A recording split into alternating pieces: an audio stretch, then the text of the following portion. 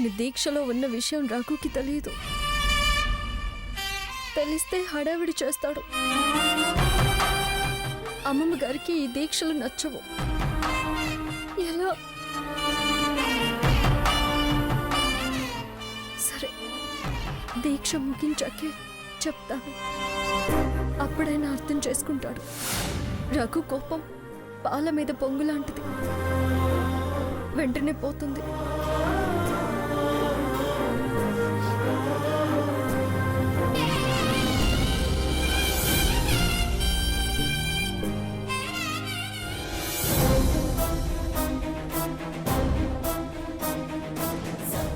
తప్పు చేశానని బాధపడుతున్నావా? అన్నయ్య అన్నాడని బాధపడుతున్నావా? నేనేమీ బాధపడ్డం లేదు. నేనే తప్పు చేయలేదు. మరి ఆ కన్నీళ్ళు? కళ్ళంట నీళ్లు రావడానికి చాలా కారణాలుంటాయి. అలాగా? అంటే ఆనంద బాష్పాలా వదినా? నలక పడ్డా, జలుబు చేసినా, వేడి చేసినా కూడా, దృష్టి మరల్చకుండా చూసినా కూడా కళ్ళంట నీళ్ళొస్తాయి. కవర్ చేయడానికి చాలా మాటలుండొచ్చు, కానీ ఇప్పుడు నీ కళ్ళంట కారి ఆ కన్నీళ్ళకి మాత్రం కారణం వేరు. అది నాకు తెలుసు. చూడదినా, మా కోసం మీరిలా ఉండడం ఏం బాలేదు. అన్నయ్య చాలా మంచోడు. తనని దూరంగా ఉంచుతూ బాధ పెట్టకు, నువ్వు బాధపడకు. నాకు పెద్దగా మాట్లాడడం రాదు. ఈ కన్నీళ్లకు చోటివ్వకుండా కలిసి ఉండండి వదినా. చూడు సాకేత్, ఇది మా స్వవిషయం. నువ్వు జోక్యం చేసుకోవద్దు ప్లీజ్. వదినా. సాకేత్ ప్లీజ్ వెళ్ళు. ఓహో, ఆయన గారు ఈయన గారిని రాయబారానికి పంపించారన్నమాట. ఉండు చెప్తాను. రఘు, నన్నొచ్చి ఏంటి నువ్వు చేసిన పని అని అడిగి నువ్వు చేసిందేంటి? ఒకళ్ళకి చెప్పడం కాదు, ముందు మనం ఆచరించాలి. నన్ను అపార్థం చేసుకుంటున్నావని నువ్వు నన్ను అర్థం చేసుకున్నదేంటి? నువ్వు చెప్పిన దానికి సమాధానంగా నా ప్రవర్తన చూడ్డానికి, నిజం తెలుసుకోవడానికి ఓపిక లేకుండా పోయిందా? రాయబారాలు, వర్తమానాలు, ఉపదేశాలు, సందేశాలు, సుభాషితాలు చెప్పడానికి దూతల్ని పంపించావు. ఏం మాట్లాడుతున్నావు నువ్వు? దూతలేంటి, సుభాషితాలేంటి? ఏం చెప్పమని సాకేత్ని పంపించావో అతనొచ్చి ఏమన్నాడో దాని గురించి మాట్లాడుతున్నా. అయినా నా గురించి అంతలోనే అతనికి చెప్పాలా? నేను కోపంగా ఉంటున్నాను, నీకు దూరంగా ఉంటున్నాను అని చెప్పి నన్ను బ్యాట్ చేయాలనా?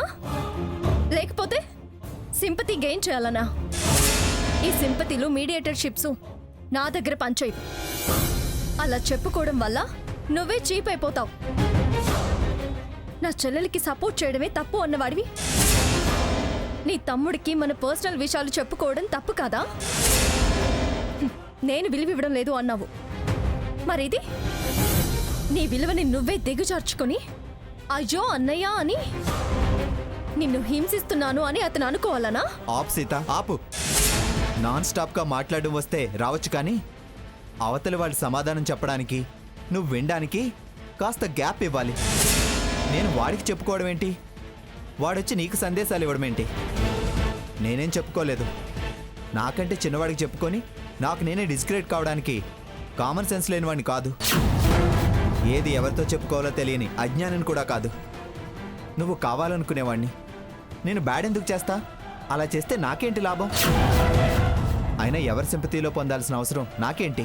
నువ్వు చెప్పందే తనకి చెప్పుకుందే అతను నా దగ్గరికి వచ్చి అన్నయ్య అంత గొప్పవాడు, ఇంత గొప్పవాడు అని, అన్నయ్యని బాధ పెట్టొద్దు అని, దూరం పెట్టొద్దు అని నాతో ఎందుకు చెప్తాడు? ఆ విషయం నాకేం తెలుసు? అడిగిన వాడిని నువ్వే అడుగు. సాకేత్ని నువ్వు పంపించలేదా? నువ్వేమి చెప్పుకోలేదా?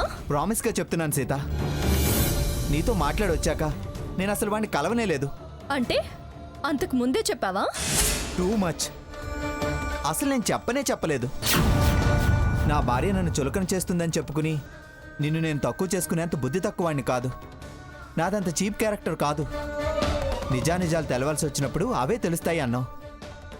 నేను కాలం మీద వదిలేసి ఊరుకున్నాను. వాడేం గమనించి నీతో ఏం మాట్లాడాడో నాకేం తెలియదు. దానికి నేను బాధ్యుణ్ణి కాదు. నాకే సంబంధం లేదు. నా బాధ అంతా మన బంధం ఎప్పుడు బలపడుతుందా అని. కాలం మీదే వదిలేశాను అన్నావు కదా, ఆ కాలాన్ని నేను నమ్ముతున్నాను. నాకైతే నీ మీద కోపం లేదు. ఇది నిజం. నమ్ము.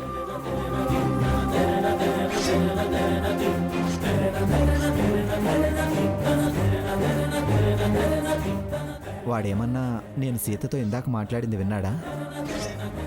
వినే ఉంటాడు, లేకపోతే సీతతో అలా మాట్లాడు. వాడితో మరోసారి అలా వ్యవహరించొద్దని చెప్పాలి. వాడు అడిగేసరికి సీత బాగా హర్ట్ అయినట్టుంది, ఇన్సల్ట్గా ఫీల్ అయి ఉంటుంది. సారీ సీత. ఏంటో మన ప్రమేయం లేకుండానే మన మధ్య ఇలా అపార్థాలు పెరిగే సంఘటనలు జరుగుతున్నాయి. ఛే.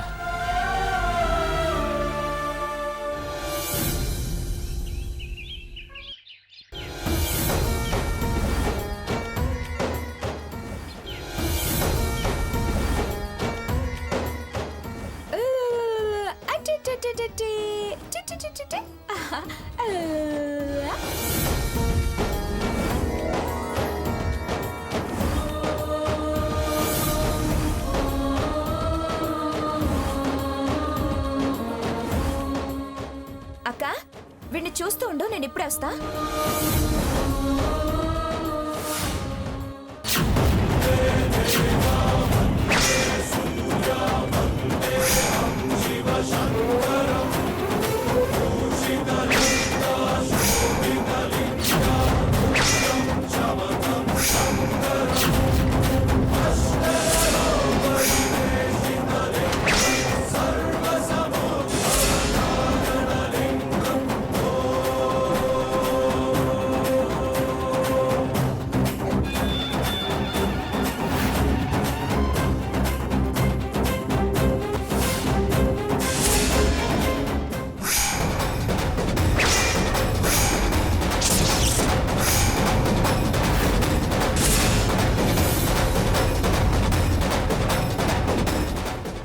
అమ్మో,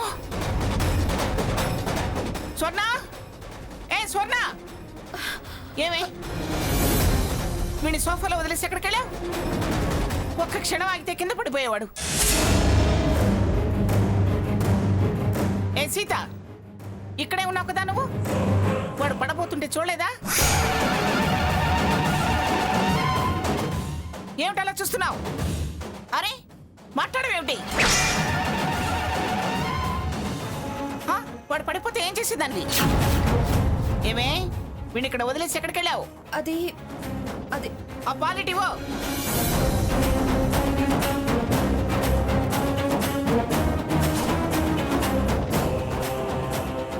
ఏటైనా వెళ్ళాల్సి వస్తే ఎవరికో ఒకరికి చెప్పి వెళ్ళాలి కానీ చిచి బుద్ధి లేదా నీకు?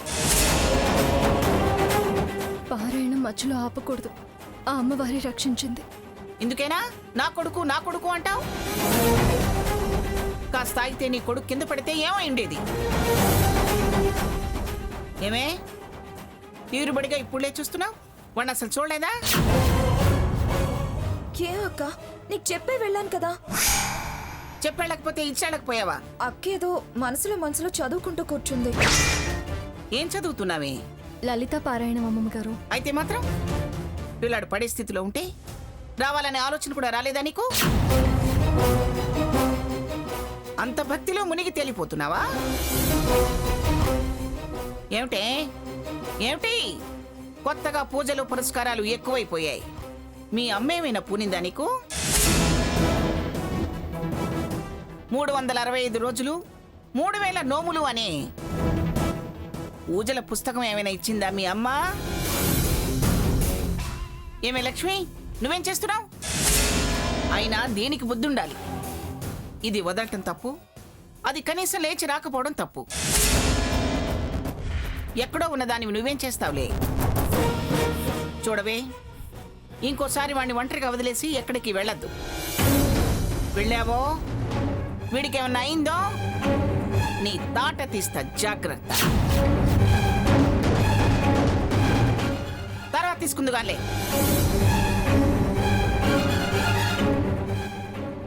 సొంత దొరికింది కదా, వాడిని ఎత్తుకుపోతుంది. ఏంటక్క ఇది? నీకు చెప్పే కదా వెళ్ళింది.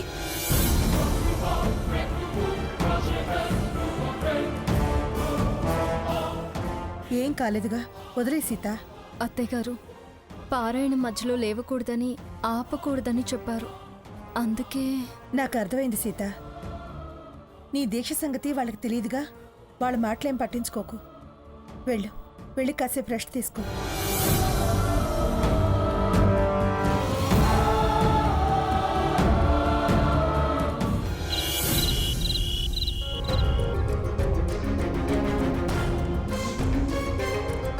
అయ్యో, పాల ప్యాకెట్లన్నీ అయిపోయాయి. వంటింట్లో పాలేమనే ఉన్నాయేమో.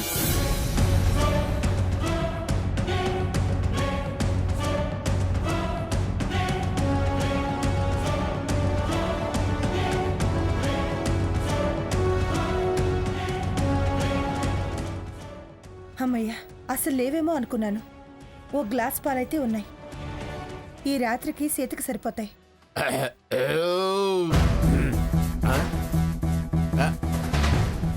ఏందబ్బా, ఇప్పుడే తినొచ్చాను అప్పుడు అరిగిపోయిందా? మళ్ళీ ఆకలిగా ఉందేంటి? ఓ, సన్న బియ్యం కదా, తిన్నట్టు ఆర్తగర్పులాగా అరిగిపోతుంది. అమ్మో, లంకంత కొంప. వంటగదిలోకి వెడితే తింటాగినా దొరకపోద్దా? చూద్దాం, ఏదో ఒకటి ఉంటే కడుపులో పడితే పడి ఉంటది, లేకపోతే ఆకలి తట్టుకోలేకపోతున్నాను. అమ్మా లచ్చమ్మ గారు, ఏంటిలా వచ్చారు? కడుపులో ఏదో ఎలితామని నిద్ర పట్టి చావటలేదు. భోజనం చేశారుగా? ఏదో చేసేలే అమ్మా. ఏ, మా వంటలు నచ్చలేదా? అమ్మమ్మమ్మమ్మ, నేను అంత మాట అన్నానా? హై క్లాస్ భోజనం నచ్చబోవటం ఏంటమ్మా? సన్న బియ్యం ముద్ద బిర్రుగా ఉంటలా, అందుకే తిన్నట్టుగా అరిగిపోతుంది. ఏ ముద్దగా ముద్ద అరిగిపోయినట్టే ఉంటుందమ్మా. కడుపులో కాళ్ళు ఏర్పడి ఆకలి అటు ఇటు ఎత్తుక్కుంటుందమ్మా. అందుకే వంటలు ఎత్తుకుంటా వచ్చా. అన్నపూర్ణాదేవి, నువ్వు కనిపించావు.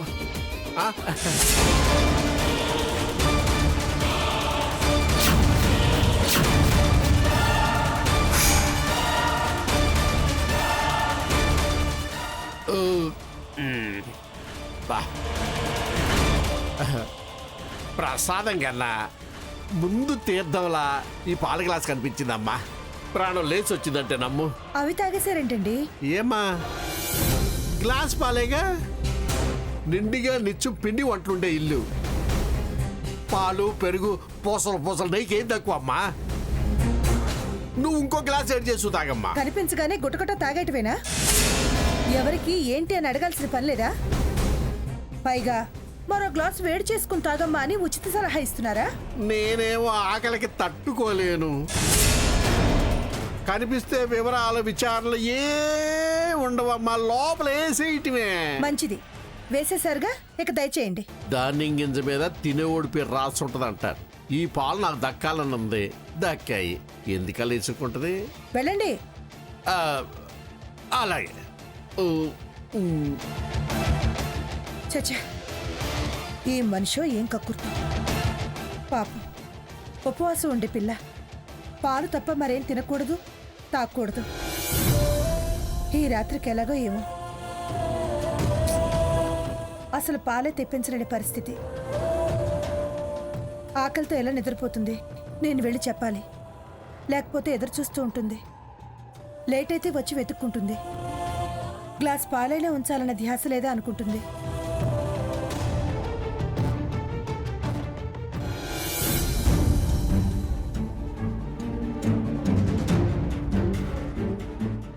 సీత.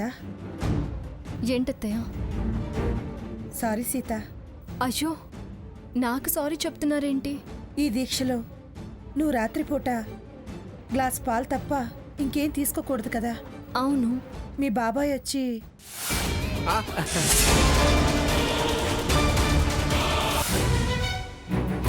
అదే ఆకలో అదే మనిషో. ఇప్పుడు ఎలా సీత? అత్తయ్య గారు, నాకు ప్రాప్తం లేదు, దానికి మీరేం చేస్తారు? ఆ అమ్మవారి పరీక్షో శిక్షో అని మనం సరిపెట్టుకోవాలంతే. ఏదైనా మనం గెలిచినట్టే. దీక్షకి మాత్రం భంగం కలగనివ్వను. ఏంటోనమ్మా, స్వర్ణ కోసం నువ్వింత కఠినమైన దీక్ష తీసుకున్నావు. నిన్ను అమ్మవారే కాపాడుతుంది. ఏది జరిగినా మన మంచికే అనుకోవాలి అత్తయ్య గారు. ఏంటో ఖాళీ కడుపుతో పడుకోవాల్సి వస్తుంది నువ్వు. ఇది నాకు కలిసొచ్చిన అదృష్టం అనుకుంటాను అత్తయ్య గారు. నిన్ను అమ్మవారే కాపాడుతుంది. వస్తానమ్మా. హ్మ్.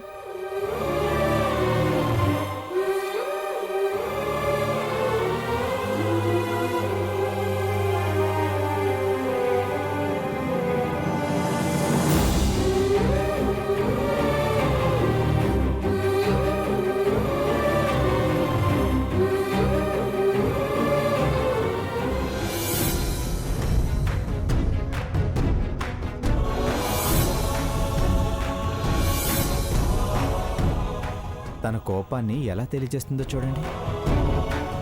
సీత, నువ్వు ఇలా నేల మీద పడుకోవడం నాకు నచ్చలేదు. నా మీద ఇష్టాన్ని ఇలా ప్రదర్శించాల్సిన అవసరం లేదు. అది భరించడం నా వల్ల కాదు. నీకు నన్ను చూస్తే అసహ్యం వేస్తుంది. అలాంటప్పుడు దాన్ని నీ మనసులో స్థిరపరచడం మంచిది కాదు. నేను వెళ్ళి హాల్లో పడుకుంటాను, నువ్వు మంచం మీద పడుకో. కనీసం సమాధానం కూడా చెప్పదలుచుకోలేదా? అంత కానివాడిని అయ్యానా? మన మధ్య ఆ మాత్రం బంధం కూడా మిగల్లేదా? వద్దనుకుంటున్నావా? సరే, మరీ బలవంతం పెట్టి మాట్లాడంలే. కటిక నేల మీద పడుకున్నావేంటి? ఫ్లోరింగ్ బాగా చల్లగా ఉంది, మంచం మీద పడుకో.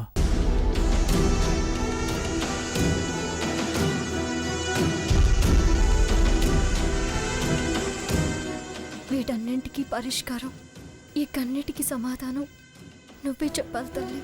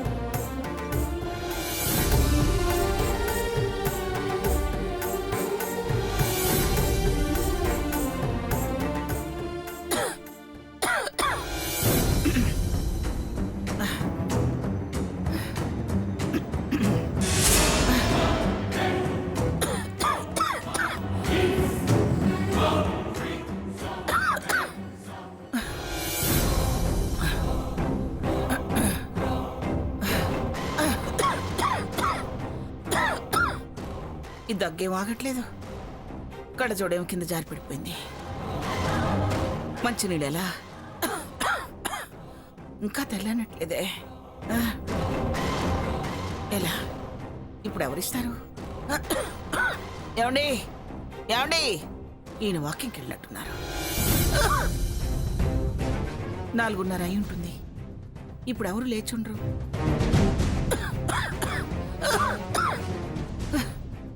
లక్ష్మి, లక్ష్మి, లక్ష్మి, ఎవరది? నేనే అమ్మగారు. సీత, ఒకసారి ఇలా రామ్మా. దగ్గు నా ప్రాణం తీస్తుంది. కాసిన మంచినీళ్ళు తీసుకురాపో. ఇప్పుడెలా వెళ్ళడం? ఈ అవతారంలో వెళితే ఈ తడి బట్టలేంటి అని అడిగితే ఈ టైంలో పూజలేంటి అంటే చా, అనవసరంగా నేనే అమ్మమ్మగారు అన్నాను. సైలెంట్గా వెళ్ళిపోతే పోయేది. అమ్మ భవానీ, ఎందుకు ఇలా పరీక్షిస్తున్నావు?